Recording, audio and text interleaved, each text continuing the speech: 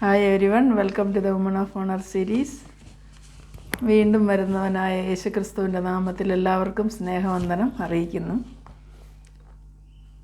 ഇന്നത്തെ ദിവസം എല്ലാവരും സന്തോഷത്തോടും സമാധാനത്തോടും കൂടി ഇരിക്കണമെന്ന് ഞാൻ ആഗ്രഹിക്കുകയും അതിനായി എല്ലാവർക്കും വേണ്ടി പ്രാർത്ഥിക്കുകയും ചെയ്യുന്നു. ഇന്ന് യെശയ്യാ പ്രവാചകൻ്റെ പുസ്തകത്തിൽ നമ്മൾ 57-ാം അധ്യായം വായിക്കുമ്പോൾ 57-ാം അധ്യായം 15 മുതലുള്ള വാക്യങ്ങൾ നമ്മൾ വായിക്കുമ്പോൾ ഇങ്ങനെയാണ് കാണുന്നത്. ഉന്നതനും ഉയർന്നിരിക്കുന്നവനും ശാശ്വതവാസിയും പരിശുദ്ധനെന്ന നാമമുള്ളവനുമായവൻ ഇപ്രകാരം അരുളി ചെയ്യുന്നു: ഞാൻ ഉന്നതനും പരിശുദ്ധനുമായി വസിക്കുന്നു.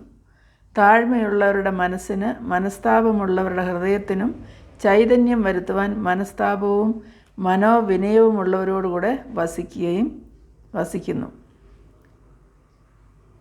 അതേപോലെ തന്നെ നമ്മൾ 18-ാം വാക്യം വായിക്കുകയാണെങ്കിൽ, ഞാൻ അവരുടെ വഴികളെ കണ്ടിരിക്കുന്നു, ഞാൻ അവരെ സൗഖ്യമാക്കും, ഞാൻ അവരെ നടത്തി അവർക്ക് അവരുടെ ദുഃഖിതന്മാർക്ക് തന്നെ വീണ്ടും ആശ്വാസം വരുത്തും. ഞാൻ അധരങ്ങളുടെ ഫലം സൃഷ്ടിക്കും, ദൂരസ്ഥനും സമീപസ്ഥനും സമാധാനമെന്ന് ഞാൻ അവരെ സൗഖ്യമാക്കുമെന്ന് യഹോവ അരുളി ചെയ്യുന്നു. ഈ വാക്യം നമ്മൾ വായിക്കുമ്പോൾ കർത്താവായ യേശുക്രിസ്തു ഈ ഭൂമിയിൽ ജനിക്കുന്നതിന് മുമ്പ് യെശയ്യാ പ്രവാചകൻ എഴുതിയിരുന്നതാണ്. ഈ വചനത്തിൽ യെശയ്യാ പ്രവാചകനിൽ കൂടി പിതാവായ ദൈവം ഇസ്രായേൽ ജനങ്ങളോട് അരുളി ചെയ്ത വാക്യമാണ് നമ്മൾ ഈ വായിച്ച് കേട്ടത്. എന്നാൽ ഇന്ന് കർത്താവിൽ വിശ്വസിക്കുന്നവർക്ക് പിതാവായ ദൈവത്തെങ്കിലേക്ക് പ്രവേശനമുള്ളതുകൊണ്ട് അന്ന് കൽപ്പിച്ച ആ വാക്യങ്ങൾ ഇന്ന് നമ്മൾക്കും അന്വർത്ഥമാണെന്നുള്ളത് നമുക്ക് മനസ്സിലാക്കാമല്ലോ. ദൈവത്തിൻ്റെ ആ ക്വാളിറ്റീസ് നോക്കുമ്പോൾ ഉന്നതനും ഉയർന്നിരിക്കുന്നവനും ശാശ്വതവാസിയും പരിശുദ്ധനെന്ന നാമമുള്ളവനായവൻ അവന് ഉന്നതനായി പരിശുദ്ധനായി വസിക്കുന്നുവെങ്കിലും താഴ്മയും മനസ്താപവും ഉള്ളവരുടെ ഹൃദയത്തിൽ ചൈതന്യം വരുത്തുവാൻ വേണ്ടി മനസ്താപവും മനോവിനയവുമുള്ളവരോടുകൂടി അവൻ വസിക്കുന്നു പറയുന്നു.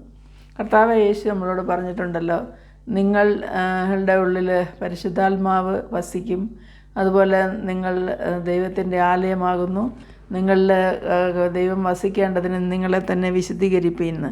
അപ്പോൾ ഇവിടെ നമ്മൾക്ക് ഒരു കാര്യം മനസ്സിലാക്കുവാൻ സാധിക്കും.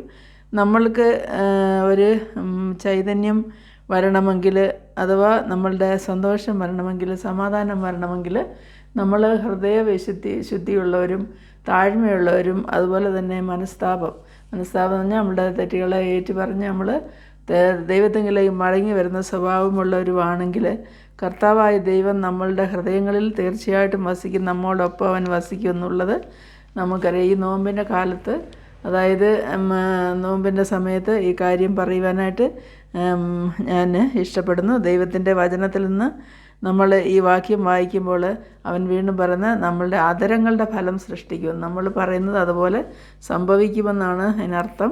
അതായത് നമ്മളെ സൗഖ്യമാക്കുമെന്നും അവൻ പറയുന്നു. അവൻ്റെ അടിപ്പിണരുകളാൽ നമുക്ക് സൗഖ്യം വന്നിരിക്കുന്നു പറഞ്ഞ് കർത്താവ് നമ്മളെ സൗഖ്യപ്പെടുത്തുവാൻ മതിയായവനാണ്. എല്ലാ മരുന്നുകളെ കഴിഞ്ഞ് ലേപനങ്ങളെ കഴിഞ്ഞ് പവറുള്ളതാണ് നമ്മുടെ കർത്താവിൻ്റെ തിരുരക്തം. ആ രക്തത്തിൽ നമ്മൾ ആശ്രയിച്ച് കഴിയുമ്പോൾ അവൻ്റെ വിശുദ്ധിയിൽ, അവനോടൊപ്പം നമ്മൾ വിശുദ്ധിയിൽ ജീവിച്ചാൽ മാത്രമേ കർത്താവിന് നമ്മളുടെ കൂടെ ഇടപെടുവാനായിട്ട് സാധിക്കുകയുള്ളൂ. അതുപോലെ നമ്മളുടെ സ്വഭാവത്തിൽ, ചിന്തയിൽ, പ്രവർത്തനത്തിൽ എല്ലാം നമ്മൾ പരിശുദ്ധിയുള്ളവരായും നമ്മളെ തന്നെ സ്വയം കർത്താവിന് സന്നിധി താഴ്മയുള്ളവരാക്കി നമ്മളെ തന്നെ സ്വയം ഒരു ക്ലെൻസിങ് ചെയ്യുവാനായിട്ട് ദൈവം ഇടയാക്കട്ടെ എന്ന് പ്രാർത്ഥിക്കുന്നു. എല്ലാവർക്കും ഒരു നല്ല ദിവസം നേരുന്നു. Bye to all.